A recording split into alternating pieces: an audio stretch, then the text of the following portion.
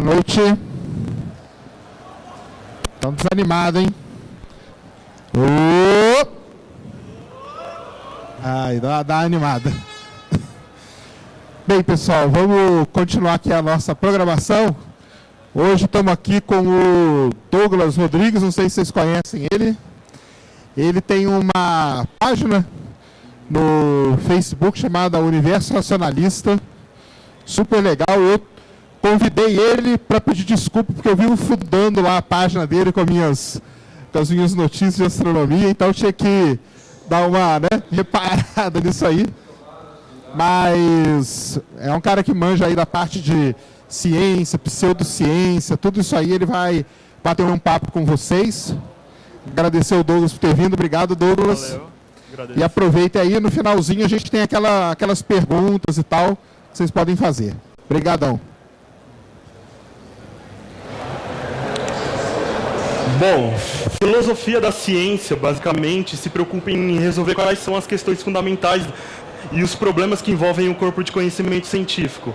A ciência, como todo mundo sabe, pelo menos a maioria das pessoas que já lidam com divulgação da ciência, sabe que ela enfrenta muito problema e que muitas vezes os próprios cientistas ignoram esses problemas. Por exemplo, existe um problema sobre como investigar a conexão cerebral e investigar a consciência. Isso é uma problemática tanto filosófica como científica que carece de um rigor e de um aprimoramento tecnológico que somente com o exercício da filosofia ela pode contribuir para isso. Bom, para a gente começar, entendendo o que é ciência, o que é pseudociência, a gente tem que tentar definir o que é ciência. Ciência, segundo Mario Bunge, que é o filósofo da ciência, é um corpo de conhecimento racional, exato, sistemático, verificável e, portanto, falível. O que quer dizer que ele é falível? Quer dizer que cientistas são seres humanos. Seres humanos costumam cometer erros. A ideia de você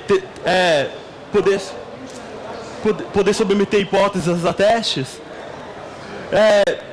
acaba tornando o método científico um mecanismo de autocorreção. Então, se você comete um erro no experimento, vai ter outros cientistas para replicar esses resultados.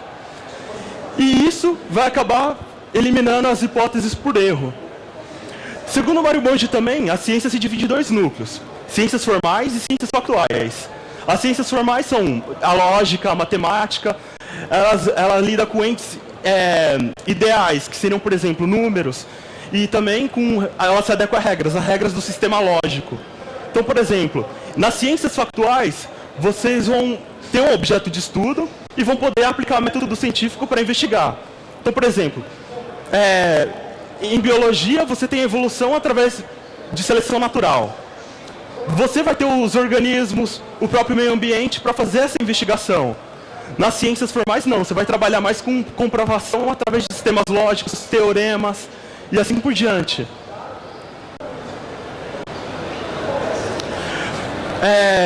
Ciência originalmente veio do grego scientia, que significa conhecimento. Antes a gente não tinha uma definição clara do que era ciência e nem do que era propriamente filosofia. A gente sabia que era uma postura de investigação sobre o mundo. Mas a gente ainda não tinha como demarcar o conhecimento científico do não científico. Tanto é que, por exemplo, na época mesmo de Hume, de Kant, a ciência em si era tratada como um ramo da filosofia, filosofia natural. Com essa necessidade de criar um critério de demarcação para separar a ciência da não ciência, Karl Popper estabeleceu um critério de demarcação que visava fazer essa divisão. O critério basicamente dele era: uma teoria só pode ser considerada científica se ela puder fazer predições que possam ser verificadas, que possam ser testadas. Se a teoria científica não for passível de verificação, ela não seria científica. Geralmente comete um erro. Geralmente acham que o critério de demarcação é para separar a ciência da pseudociência, mas é para separar da não ciência, o que inclui também metafísica, filosofia e outras áreas do conhecimento. Um critério mais sofisticado para demarcar a ciência da pseudociência veio através do filósofo da ciência argentino Mario Bunge. Eu me baseio muito na epistemologia dele porque ele engloba todas as áreas do saber. O critério dele não visa excluir nenhuma área da ciência. tipo da antropologia, da sociologia, inclui também as exatas. Então, para Mário Maggi é o seguinte, qualquer área que tem pretensão de ser científica, ela deve ter uma cosmovisão realista, uma coerência externa, falsibilidade, que é um componente que foi proposto por Karl Popper, exatidão, sobreposição, que basicamente seria a crítica acadêmica a uma ideia que você submete, e basicamente que qualquer área que falhar em satisfazer algum destes critérios, ela pode ser caracterizada como pseudociência. Basicamente o critério de demarcação dele é isso. Envolve uma cosmologia realista, ou seja, a ontologia das ciências factuais é realista porque acredita que existe um mundo que pode ser conhecido objetivamente, independente da nossa experiência sensorial. Coerência externa, porque basicamente você tem que propor hipóteses que não contradigam com princípios que já foram formulados na ciência, que são bem fundamentados. Por exemplo, a telecinese contradiz o conceito de conservação de energia. Isso daí já é um erro que acontece muito na pseudociência. O terceiro componente é a falsibilidade. Apesar da falsibilidade popperiana ser insuficiente para demarcar toda a ciência da não-ciência, a falsibilidade ainda é um componente essencial na organização do conhecimento científico. Por quê? Porque é lá que você vai submeter as suas hipóteses a testes e falsear elas quando possível. Elas têm que ser passíveis de falseação. Por exemplo, a hipótese do estado estacionário. Ela foi falseada por uma evidência da radiação cósmica de fundo, que mostrou que realmente o universo ainda estava em atividade e mostrou também que estava em expansão. Então, a gente vê que ainda a falsibilidade é útil para demarcar a ciência da pseudociência. A sobreposição, como eu falei, é basicamente compartilhar informações com outras áreas da ciência. Geralmente o pessoal se reúne em eventos, fazem workshops, há aquela troca de conhecimento entre outras áreas. Por exemplo, a sociologia, ela pode interagir com a biologia. Temos até uma protociência que se chama sociobiologia. A astrobiologia é uma ciência que incorporou elementos da geologia, da física, da química e da própria astronomia de exoplanetas. Então, há essa troca de informação com diferentes áreas do saber. E, por fim, claro, a comunidade crítica, o debate acadêmico, que é onde você vai expor as suas ideias e elas vão poder ser criticadas por outros especialistas. Sem o elemento da crítica da comunidade acadêmica, praticamente a ciência não evolui, porque a ciência depende de crítica. Bom, aí agora a gente vai tentar definir de uma maneira mais geral o que é pseudociência. Pseudociência geralmente são crenças que são vendidas como ciência, mas que não são ciência. Então, basicamente ela faz abusos de terminologias científicas. Às vezes ela interage com algum conhecimento científico já formulado. Por exemplo, a astrologia é uma pseudociência, mas ela interage com os dados que são recebidos da astronomia. A parapsicologia também, apesar de ela ser uma pseudociência, ela interage com alguns corpos de conhecimento da própria psicologia. E basicamente a maioria das hipóteses em pseudociência, elas não podem ser verificadas. Eles criam um mecanismo que não permite você fazer nenhuma testabilidade direta da ideia. Por exemplo, na própria psicanálise, por exemplo, os psicanalistas lidam muito com o problema da mente, do comportamento, e muitas ideias da psicanálise, por exemplo, não podem ser testadas. Ela peca no quesito falsibilidade. E também, uma característica ideal que define bem a pseudociência é que ela já tem uma hipótese que já foi derrubada, às vezes, por outras áreas da ciência, e ela ignora isso, e ela continua divulgando essa notícia errada como se fosse verdade. E isso também é um caso da psicanálise, que a hipótese sobre repressão de memórias traumáticas foi falseada já. E mesmo assim, a maioria dos psicanalistas ignoram isso. Bom, essas aqui basicamente são as características essenciais que você vai encontrar em quase todas as pseudociências. Elas não precisam seguir todos os componentes aqui da lista. Pelo menos 3 ou 4 características aqui já definem um conhecimento como pseudocientífico. Ela vai invocar entes imateriais ou sobrenaturais que são inacessíveis ao exame empírico. Por exemplo, a parapsicologia vai trabalhar muito com paranormal. Isso é uma ideia que é inacessível ao exame empírico. Você não tem como fazer um teste. ela é crédula, ou seja, ela expõe um conjunto de ideias e faz de tudo para que ela fuja dessa crítica. Geralmente, se você levanta alguma crítica a alguma pseudociência, geralmente você vai poder ser rotulado de positivista, cientificista, reducionista, e alguns pseudocientistas vão se sentir tão acuados que vão acabar adotando relativismo epistemológico, para falar assim, beleza, você não consegue refutar minha ideia, então a minha verdade é diferente da sua. Então, basicamente, eles trabalham muito com essas ideias.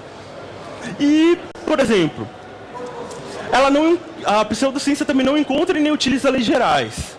Os cientistas, por outro lado, eles tentam buscar leis gerais para definir o que é ciência, para propor novas hipóteses, principalmente. Você tem que interagir já com o conhecimento que já existe e melhorar aquele conhecimento que já está em formação, das hipóteses que acabaram se tornando teorias recentemente. Os seus princípios são incompatíveis com alguns dos princípios mais seguros da ciência. Foi que nem um exemplo que eu dei no slide anterior. Por exemplo, ela pode propor uma energia que é inacessível ao exame empírico ou uma ideia que pode contradizer com outros conhecimentos já bem estabelecidos em ciência. Como, por exemplo, a ideia que eu dei de telecinese que contradiz o princípio de conservação de energia. A pseudociência também não interage com nenhuma ciência propriamente dita. O que isso quer dizer? Por exemplo, vamos pegar a psicologia. A psicologia, ela se envolve no estudo juntamente com a biologia.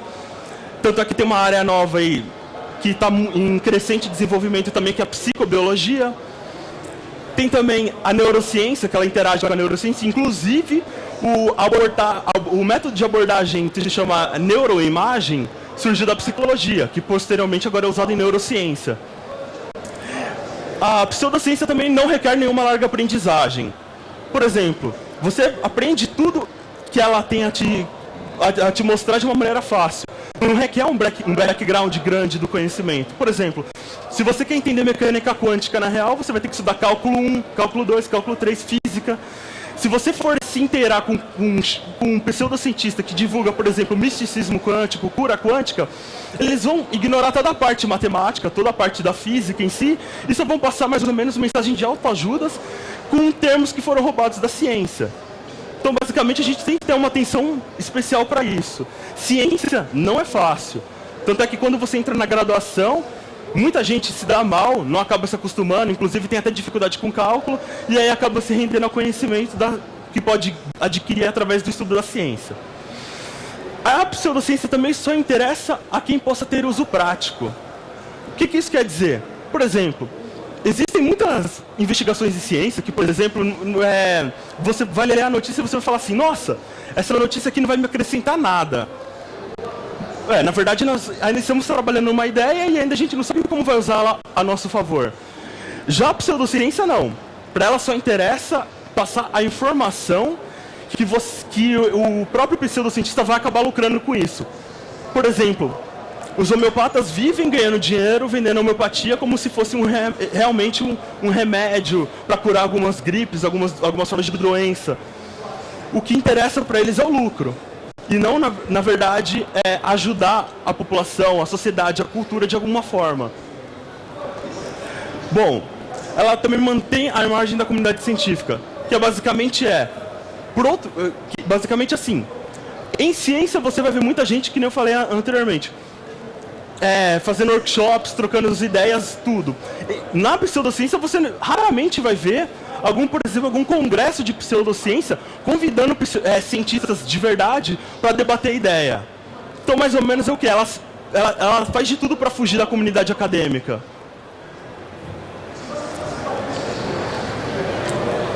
Bom, aqui tem mais ou menos alguns exemplos de ciências e pseudociências. Segundo Carl Sagan, cada área da ciência tem seu próprio complemento de pseudociência. A astronomia tem a astrologia, a astrobiologia tem a ufologia, a biologia, como componente da evolução biológica, tem o design inteligente, a mecânica quântica, o misticismo quântico, que também envolve a cura quântica. A medicina científica, que é a medicina baseada em evidências, tem a homeopatia e tem outras medicinas alternativas. E a psicologia tem a parapsicologia e boa parte da psicanálise. Bom, também existe o termo protociência.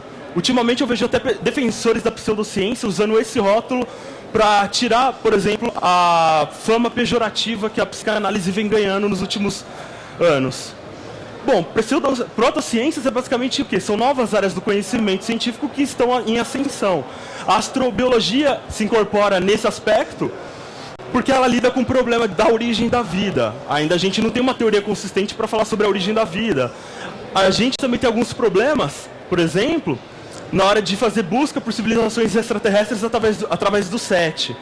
Então isso são hipóteses ainda que ainda figuram no meio científico, mas ainda precisam ser mais estruturados para que possa, de fato, formalizar a astrobiologia como uma ciência de fato.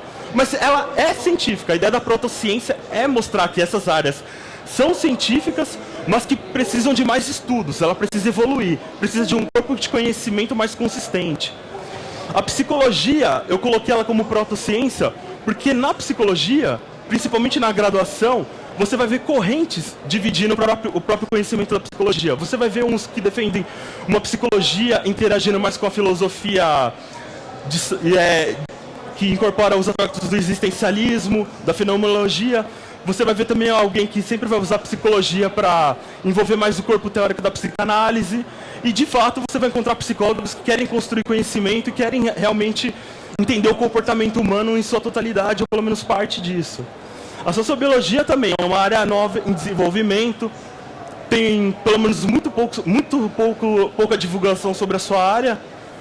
Basicamente é o que eu falei, ela incorpora elementos da sociologia, biologia, e por fim tem a teoria das cordas, que basicamente ela também sofre muito com críticas em relação à sua cientificidade. Por exemplo, a teoria das cordas, pelo menos a maioria das críticas voltada a ela, ao problema que ela não pode ser falseável, não pode ser testável. Geralmente a desculpa que dão é que ainda não temos tecnologia o suficiente para poder fazer um procedimento, um teste mais rigoroso da área. O problema é o seguinte, enquanto ainda a gente não tem algum mecanismo de falsear ela, de testar ela em si totalmente, então é uma área que continua em aberto. A vantagem dela é que ela possui algo que se chama parâmetros livres, que são basicamente os dados dela podem ser modificados para se adequar a qualquer tipo de experimento. Por exemplo, um físico vai propor um determinado conjunto de hipóteses sobre a teoria das cordas, vai calcular a medida de algum fator e vai falar assim para o físico, praticamente o experimental. Testa assim que você vai encontrar tal coisa na LHC. E possivelmente pode encontrar alguma evidência que acabe corroborando com a teoria das cordas indiretamente. Não quer dizer que vai fornecer uma evidência direta para a teoria das cordas, mas algo que pode colaborar ou com ela mesmo, ou com uma outra área que tem mais ou menos a mesma pretensão de usar as evidências que ela fornecer. E, aliás, eu vou falar um pouco disso para o final. Isso aqui são alguns problemas filosóficos da ciência. Geralmente, todo mundo acha que, pelo menos boa parte das pessoas com quem converso, acham que a filosofia não tem mais nada a colaborar com a ciência, o que é um erro absurdo. Porque, por exemplo, alguns problemas da ciência são filosóficos como, por exemplo, em astrobiologia, a minha amiga recentemente fez uma tese apresentando o darwinismo universal, que é basicamente uma hipótese, supondo que existam civilizações extraterrestres, de como poderia ser a evolução em outros lugares, em outros planetas e com outras civilizações. Obviamente é um estudo hipotético. E isso também é um problema filosófico, ou seja, levar a perspectiva da evolução biológica a uma perspectiva cósmica. Bom, tem o problema da determinação da teoria pela evidência. Esse daí é um problema que também acontece muito com a teoria de cordas. Que é assim, você consegue evidências para uma determinada hipótese. Só que a evidência é insuficiente para mostrar qual teoria, que pretende basicamente explicar a mesma coisa, só que às vezes por fatores diferentes, qual é a teoria certa. Ou seja, você lida com o problema de como escolher a melhor teoria com um pouco de evidência que você tem. E o problema também de falsear e testar hipóteses que requerem sofisticadas ferramentas tecnológicas, que é a teoria das cordas, como eu disse. E o problema que vem tomando os debates, pelo menos nos círculos de humanidades, sobre a visão de mundo da própria ciência, que geralmente envolve um debate atual entre realismo, o realismo científico, e o antirrealismo, que pode ser conhecido também como empirismo construtivista. Obviamente existem várias correntes do realismo e do antirrealismo, mas eu vou acabar me focando mais nesses dois, porque são os que são mais debatidos atualmente. Bom, o problema da determinação da teoria pela evidência é quando duas teorias que descrevem praticamente a mesma coisa, ou possuem uma evidência, a evidência acaba sendo incapaz de demonstrar qual é a teoria correta. Ou seja, em outras palavras, para cada conjunto de evidências, existe mais de uma teoria que explique. Esse teoria que explique, esse mais de uma teoria, vocês podem levar como se fosse uma proto-teoria, ou seja, um conjunto de hipóteses que já não é mais apenas uma hipótese, mas um nível de conhecimento que já evoluiu um pouco ao ponto de não ser mais considerado uma simples hipótese, porque já vem trazendo evidências indiretas que corroborem indiretamente com o modelo ou com outra área do saber. E uma solução para o problema da indeterminação da teoria pela evidência é a inferência da melhor explicação. O que quer dizer com isso? Você vai analisar as teorias na mesa, entre aspas, e você vai ver qual delas possui inferências que são basicamente raciocínios desenvolvidos a partir de dados, para ver qual que é a melhor que descreve a realidade, qual que tem a melhor intenção de descrever melhor o objeto de estudo. Mas, claro, levando em conta os dados. Essa é uma das soluções propostas e também é considerada uma defesa para o realismo científico. Bom, o problema da falsibilidade. Hipóteses e proto-teorias ou meta-teorias que atualmente não possuem formas para testar ou falsear, mas ainda assim fazem parte da investigação científica. O que demonstraria também uma insuficiência do critério de Popper em demarcar satisfatoriamente toda a ciência da não-ciência. Bom, aqui temos um exemplo legal do problema da falsibilidade do Popper. Por exemplo, a gente tem um problema difícil da consciência, que é um problema em filosofia da mente, psicologia e neurociência. A gente não sabe ainda o que é a consciência. A gente tem hipóteses que tentam explicar o que é a consciência. Uma das hipóteses falam que geralmente partes do cérebro que são ativados, que geram um tipo de consciência. A psicanálise, por outro lado, já tentou explicar a consciência, e muita gente utiliza até a definição freudiana de psicanálise para falar sobre a consciência, com a intenção de que só essa ideia é a válida. Mas devemos lembrar que, na verdade, ainda a gente não tem uma explicação do que é a consciência. A gente não tem meio ainda de testar isso. A gente nem sabe, na verdade, se existe de fato isso ou se é uma outra coisa. Então, possivelmente, se alguém descobrir o que é consciência, vai ganhar um prêmio Nobel. Proto-teorias geralmente possuem grandes números de parâmetros livres. Ou seja, é aquela teoria que se ajusta a qualquer dado, ou pelo menos quase a qualquer dado. Por exemplo, assim, você testa ela com determinado nível de valores, uma determinada teoria. Vamos às cordas, por exemplo. Você modifica alguns dados, vai lá em algum aparato tecnológico, tipo LHC, testa com esses dados e você acaba não encontrando nada. Aí o que acontece? Ela foi falseada? Não. Aí volta para o físico teórico, ele vai recalcular os parâmetros e de novo vai mandar para o físico experimental até ele achar alguma coisa. Muita gente se irrita com o fato da teoria de cordas ter esses parâmetros livres, porque geralmente é como se fosse escapar de uma refutação. Bom, agora a ideia central aqui do realismo com o antirrealismo. Como eu disse, existem várias visões de mundo que incorporam tanto o realismo e o antirrealismo. Mas eu só quero me focar nos que são mais debatidos, que é o realismo científico e o empirismo construtivista. O realismo científico é a ideia de que a ciência está tentando nos dar evidências objetivas que nos permitem descobrir algo sobre como o mundo é ou como seria, possivelmente, próximo disso. Então, basicamente, é o que? É a ideia de que realmente existe uma realidade objetiva, existe uma verdade, e essa verdade pode ser encontrada e conhecida através da ciência. E isso, geralmente, vem deixando muitas pessoas, principalmente do círculo de humanidades, onde prevalecem correntes pós-modernas, dessa ideia. Porque, para a maioria dos pós-modernos, não existe uma verdade objetiva, não existe uma realidade objetiva, e isso frustra muito eles. O empirismo construtivista é a ideia de que quando a ciência constrói modelos sobre entidades não observáveis, neutrinos, por exemplo, eles não representam a realidade e, portanto, não deveriam tomá-los como verdade. Obviamente, para desmascarar essa ideia do empirismo construtivista, a gente pode recorrer a uma coisa que se chama evidência observável de algo não observável. Observável de algo não observável. O que quer dizer com isso? Basicamente, a ideia é que temos fósseis de dinossauro, por exemplo. A gente não vê os dinossauros, mas a gente sabe que aquilo representa um ser vivo que viveu há milhares de anos.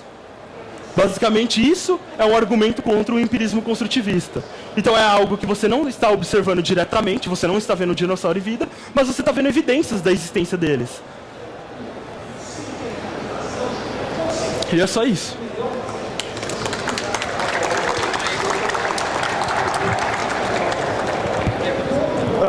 Alguém quer fazer alguma pergunta?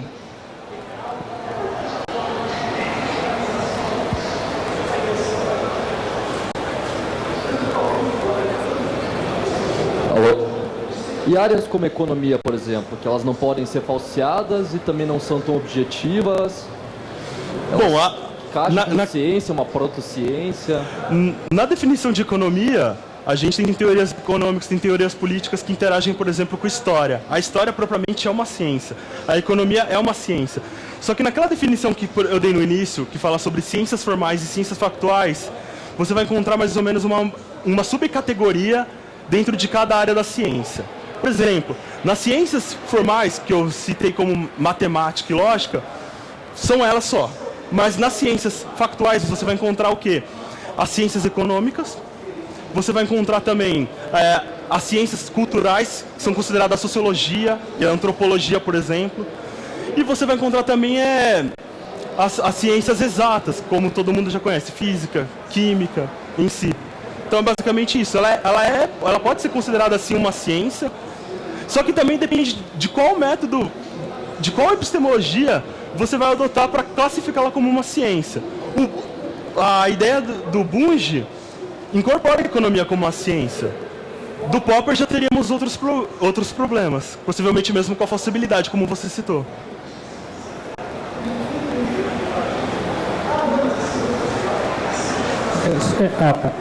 Você é formado em filosofia, é isso? Não, eu sou estudante de filosofia, estou me graduando aí. Filosofia. Eu sou da área de ciências exatas, sou de astronomia. Na graduação da UFRJ, eu graduei já há muito tempo, nós tínhamos uma cadeira de epistemologia, filosofia. E eu me lembro que na época, não sei como está agora, muitos cursos de física, de ciências exatas, não tinham cadeiras de filosofia. O que você acha? Eu tenho uma sensação clara de que isso faz falta para um pesquisador de ciências exatas. Principalmente um pesquisador que lide com observações, com dados, com uma visão do universo. Gostaria que você corresse um pouco sobre essa questão do ponto de vista educacional, do ponto de vista de dar uma visão do cientista de ciências exatas mais geral do que aquela coisa de conteúdo puramente da sua área de ciências exatas. Basicamente, o Bunge mesmo fala muito sobre a ideia de que os físicos tendem a ignorar a filosofia.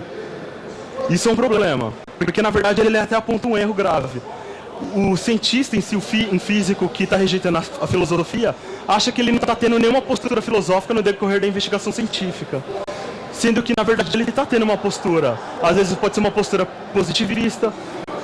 Em mecânica quântica, por exemplo, o próprio Heisenberg fazia uso de algumas interpretações dela. E isso era uma postura filosófica. O Einstein, por exemplo, ele tinha uma formação também em filosofia. Ele fala, inclusive tem um artigo no Crítica na Rede que fala Einstein como filósofo da ciência. E ele aborda muito desse problema, que os cientistas fazem ciência, lidam direto também com problemas filosóficos, porque eles não têm simplesmente conhecimento daquilo. Acaba tomando muitas vezes posturas que prejudicam a própria ciência, por isso se dá conta dessas posições. Eu até fico pensando assim, se realmente existe o que faz eles negarem a filosofia. O único argumento que eu vejo realmente é por ignorância, por não ter contato com a área. Porque, por exemplo, em mecânica quântica mesmo, a gente tem problemas metafísicos, que é o problema da propriedade básica dos objetos físicos. Isso é um problema metafísico. E é um problema que é muito envolvido com a ciência em si. Agora, a única solução para isso mesmo é inserir grades de filosofia da ciência, de epistemologia, para reeducar o pessoal. O único problema que eu ando vendo nos últimos meses, assim, nos últimos anos, inclusive, é que geralmente as disciplinas de filosofia da ciência geralmente não vão muito longe. para geralmente em pensadores como Popper, Thomas Kuhn, Feyerabend, e não explica qual é a visão mais aceita atualmente. Muita gente acha ainda que a visão popperiana de ciência, que é aquela de testar e falsear, é ainda mais aceita. Só que essa teoria já tem 20 anos que já foi esquecida. Não é nenhum tema de debate mais em filosofia da ciência na comunidade acadêmica. Então, basicamente é isso. A única solução mesmo é disciplinas que englobem mais isso e aplicar logo na formação do cientista. Porque depois, dificilmente você vai conseguir fazer alguém mudar de ideia. E eu debato muito também com físicos que têm essa mesma visão de ignorar a própria filosofia. Então, isso é um problema que ainda a gente tem que trabalhar mais embaixo mesmo, logo no começo. É o que estou falando, porque no caso da astronomia, a base dela toda é filosofia, né? Principalmente a parte observacional, o nome das constelações, tudo isso ainda a própria mitologia, né? É tudo muito mais... E foi tirado isso com o tempo, né? Hoje o pessoal pensa em outras... Hoje não tem mesmo. Então a filosofia é... O quê? Já deu? Oi, meu nome é Osnaldo, eu sou estudante de computação, né? Aí você estava falando que não se conseguiu definir ainda o que é consciência em si, né? Algo do tipo. E você acha que agora que o homem está buscando a criar uma inteligência artificial, você acha no momento que ele conseguir construir essa inteligência, você acha que ele consegue a resposta para isso? Eu acho que não, porque, na minha opinião, o cérebro é muito mais complexo do que, por exemplo, uma máquina. Se você for entender o cérebro de um modo mecanicista, você não vai poder também ignorar o quê? Que ele faz parte de um sistema físico, você não pode ignorar o meio ambiente, você não pode ignorar o aspecto biológico envolvido no funcionamento do cérebro. Então, se você reduzir toda a compreensão do cérebro, mais ou menos, levando em conta uma perspectiva tecnológica, principalmente de inteligência artificial, eu acho que ninguém vai muito longe com isso, não.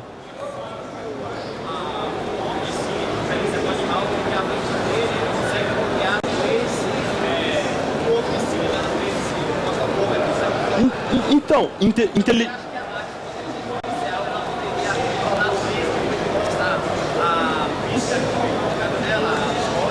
Não, eu não acredito muito nisso, mas se você for, praticamente adepto da ideia, eu, pelo menos pelo que eu estudei sobre o assunto, você teria que também aceitar a ideia mais ou menos que o cérebro funciona mais ou menos como um computador e que ele tem a sua própria linguagem.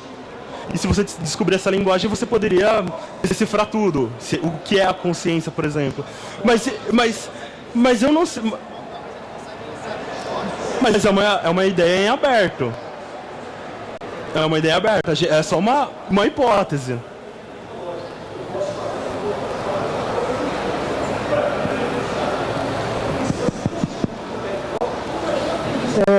Eu queria que você desse só uma explicação um pouco melhor sobre a teoria das cordas, porque do jeito que você falou, ficou meio vago e, tipo assim, ela não passou a ideia principal da teoria, então você só falou que ela consegue alterar os seus parâmetros, então eu fiquei meio com a cabeça meio voando sobre um pouco o assunto e poder explicar isso um pouco melhor para eu poder... Bom, basicamente... Nem quem criou a teoria das cordas sabe explicar direito. É verdade, o Michio-Kaku mesmo peca muito para tentar explicar o que é a teoria das cordas. Mas, por exemplo, a teoria das cordas é praticamente a ideia de que partículas, existem laços envolvendo o mundo microscópio, algo que liga outras partículas. É difícil de explicar e é problemático, e eu prefiro também não inteirar muito nesse assunto, porque também não é minha área de especialização. Mas... Você começa só, tem que entender um negócio chamado entrelaçamento quântico, e daí vai, cara. É muito...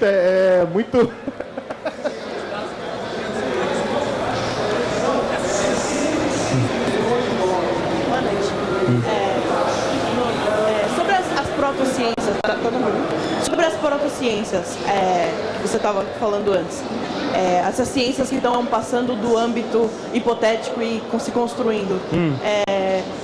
No caso, por exemplo, da sociobiologia, dá muito receio de pensar dados pelos sociólogos que já tentaram antes tentar mesclar, utilizar de termos biológicos para fazer antropologia e sociologia, pode sair muito determinismo dessas mesclas. Então você acha que por esses exemplos de protociências, elas podem sair ou elas podem acabar se desfazendo? Porque dá medo, dá muita propensão a dar merda nisso. Bom, eu acho que perigo, tipo, por exemplo, de incorporar explicações deterministas, tipo determinismo biológico, eu acho que essa ideia tipo, já está meio ultrapassada. Mas principalmente, eu acho que isso não é possível na ciência de hoje.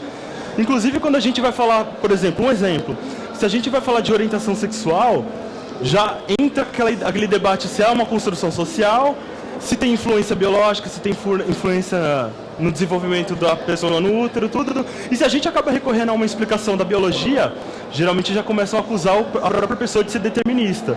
Só que essa visão não é mais muito compartilhada. Tipo, por exemplo, eu acho que tem um acúmulo. Tem tanto um aspecto social que a gente tem que investigar e o biológico. Mas é em equilíbrio isso, e não sobrepor um com o outro. Acaba criando-se um certo receio de usar termos biológicos em determinados aspectos sociais. Porque, no caso, pela ciência que já se tem e que já se foi refutado e que tem vários comentadores que até desmentem algumas teorias, por exemplo, do final do século XIX e daí pra frente. Então dá um pouquinho de medo, dá um pouquinho de... Eu acho que esse determinismo que você diz mais refere ao medo de acontecer algo semelhante a uma eugenia, por exemplo. Sim, também. Por exemplo, no caso de levar em... Mas aí já foi levado mais por erros de interpretação da própria ideia. Porque no caso de usar termos biológicos e no caso, por exemplo, determinismos, no caso, acabar gerando xenofobia ou tentar utilizar, que nem vertentes antropológicas que tentam comprovar com biologia que... Acho que deve haver interação das humanas em si com as biológicas. Sim, tem que ter essa união. Eu acho que também você reduzir tudo a um aspecto só social, você não acaba de fato construindo conhecimento e você não acaba entendendo a natureza realmente como ela é. E pior, né? A gente tem que lembrar que geralmente jogam a culpa também na ciência por causa da eugenia, sendo que na verdade não foi culpa da ciência. Foi mais ou menos uma culpa de interpretação. Sim. E é uma pseudociência, eugenia. Ano que vem vou chamar o Caio Gomes para uma palestra de teoria das cordas aqui. Já que é tão famoso assim, todo mundo quer, né? Você pode dizer o que está no fronte da discussão hoje em dia em filosofia da ciência? Oi, não entendi. O que está no fronte da discussão em filosofia da ciência hoje em dia? Visões de mundo, tipo como realismo e empirismo construtivista. Alguma maneira de descrever a atividade científica sem excluir nenhuma área. Porque, por exemplo, existe aquela ideia de que... Existe aquela briga, humanas versus exatas. Na filosofia a gente já... Sabe, a gente não está lidando mais com esse problema. A gente incorpora uma teoria que tenta descrever isso de maneira geral. Então, ou seja, a gente tem o que como uma definição mais global de ciência. Uma ciência que estuda a sociedade, estuda a cultura, uma ciência que pode nos dizer algo sobre como viver melhor e, inclusive, as suas implicações, o que ela pode gerar com o seu conhecimento em tecnologia. Então, basicamente, são essas discussões também. E tem muita discussão também ainda envolvendo inteligência artificial, em filosofia da mente, principalmente, e, inclusive, ainda o problema da consciência.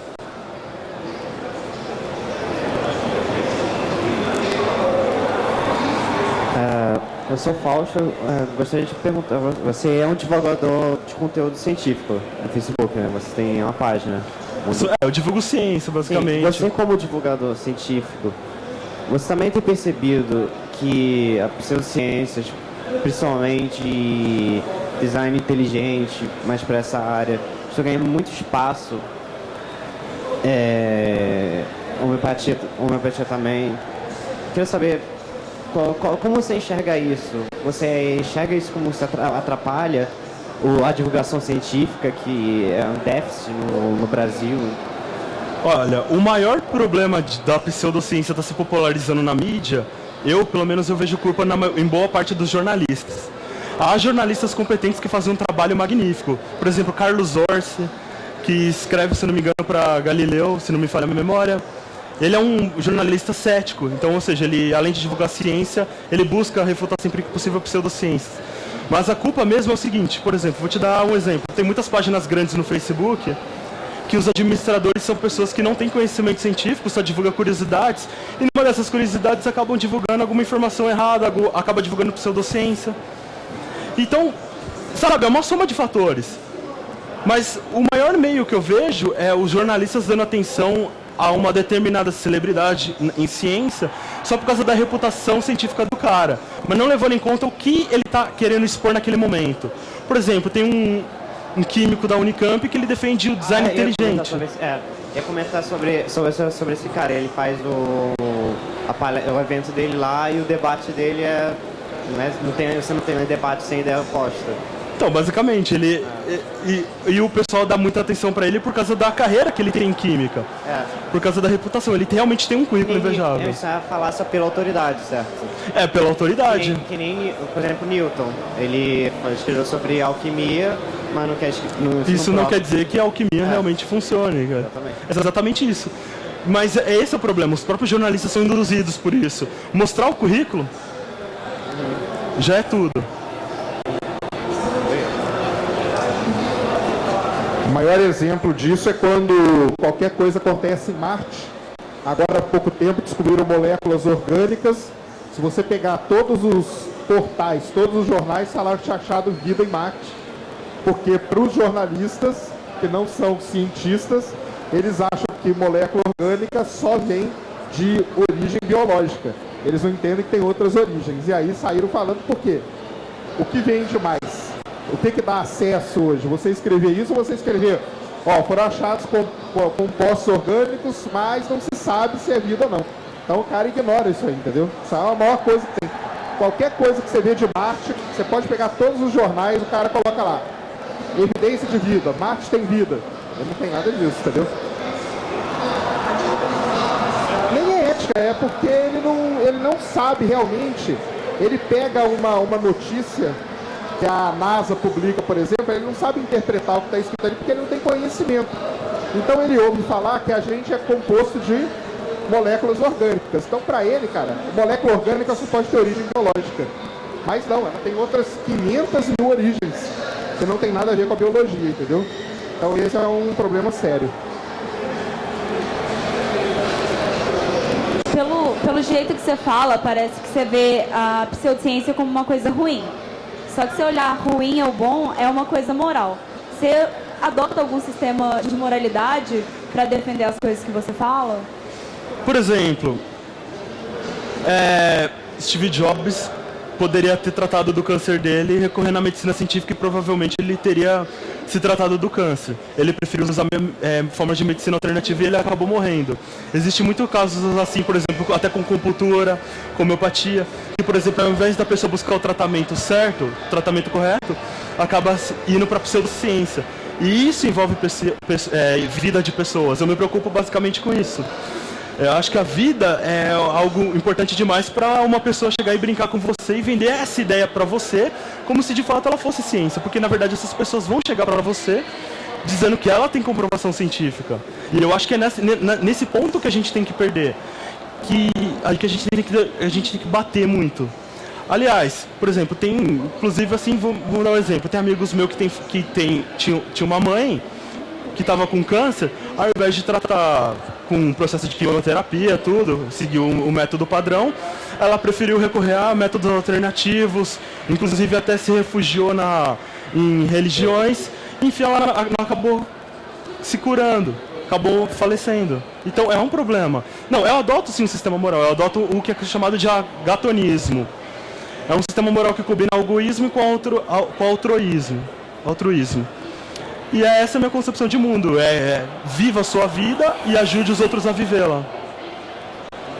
Ufologia, por exemplo, né? Ufologia... Se vocês quiserem ver, vou dar acesso pro cara que não devia, hein? Entrem num site chamado ufodailysighting.com.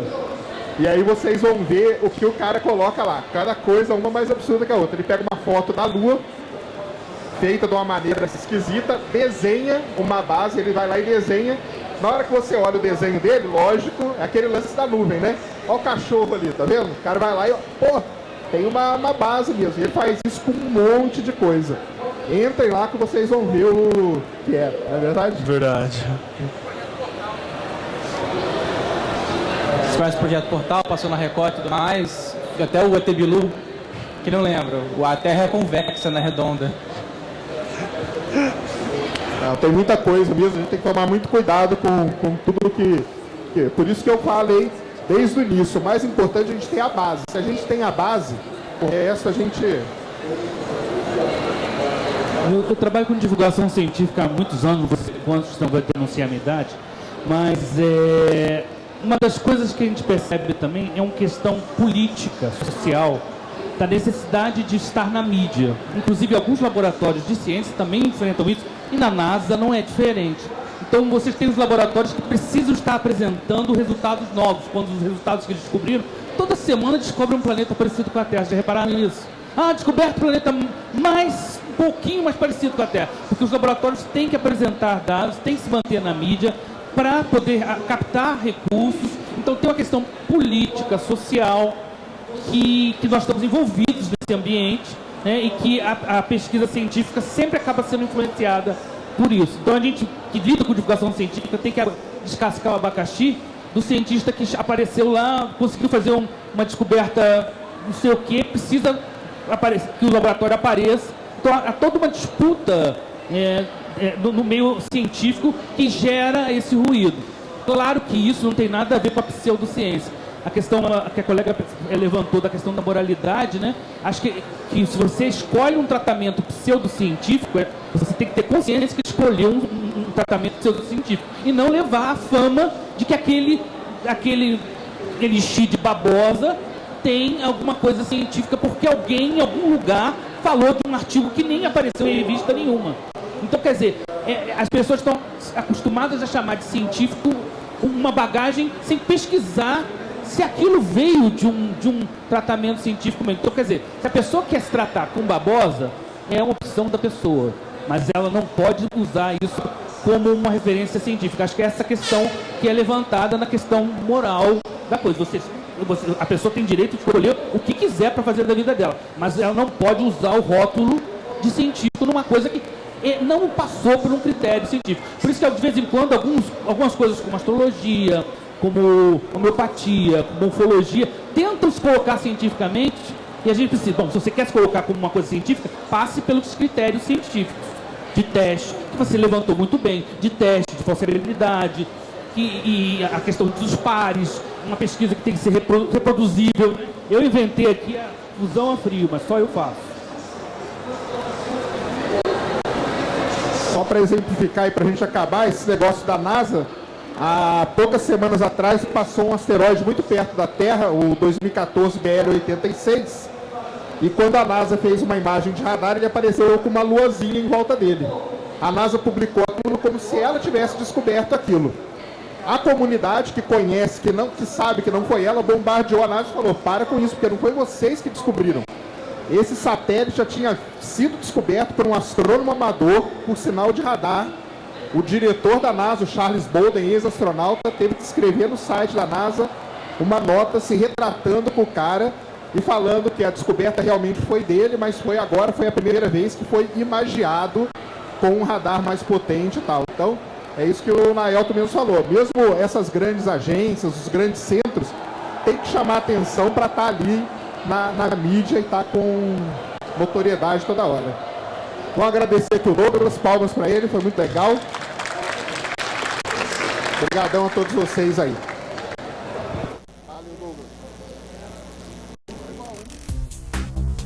Personalizado, flexível, moderno. O ensino do futuro acaba de chegar na Wizard. Novo Wizard Plus. O curso de inglês que se adapta a cada aluno.